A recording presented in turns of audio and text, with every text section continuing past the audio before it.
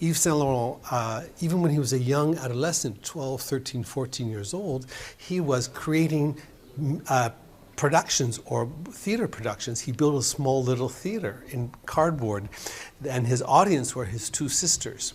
And he put on very important and very famous plays. He designed the costumes, but he also designed the decor. So theater and spectacle, and spectacle as they say in French, was always very important, whether it be dance, contemporary dance, classical ballet, theater, music halls. So you'll see examples of costumes he did for, such as this one he did for a very famous French actress by the name of Arletty in 1966.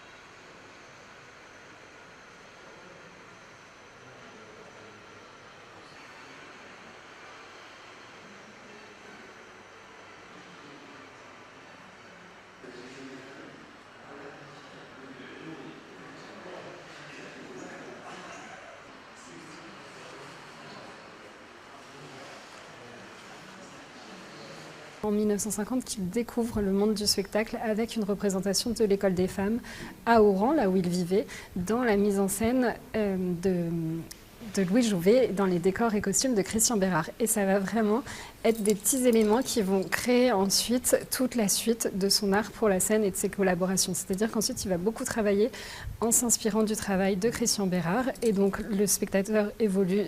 Une fois qu'il a vu cette première partie sur la jeunesse, il va découvrir les collaborations d'Yves Saint Laurent pour le théâtre, puis pour le ballet et enfin pour le music-hall.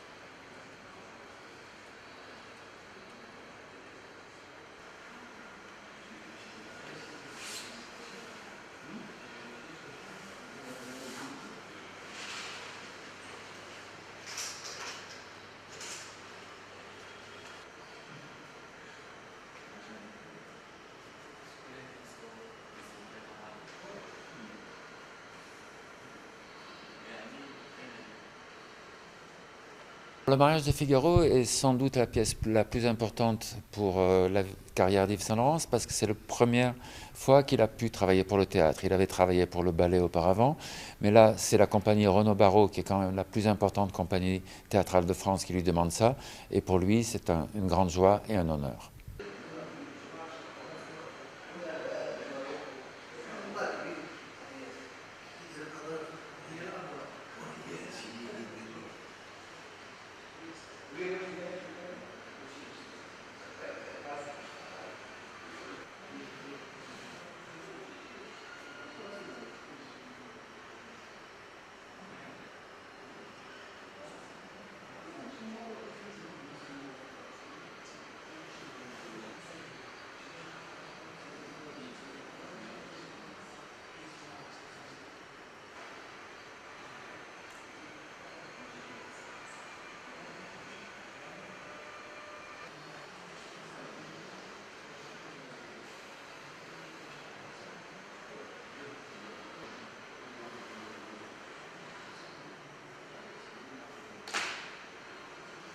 « 250 œuvres qui n'ont jamais été montrées à Marrakech et rarement à Paris, qu'il s'agisse d'œuvres textiles ou qu'il s'agisse d'œuvres graphiques, photographiques ou même vidéographiques.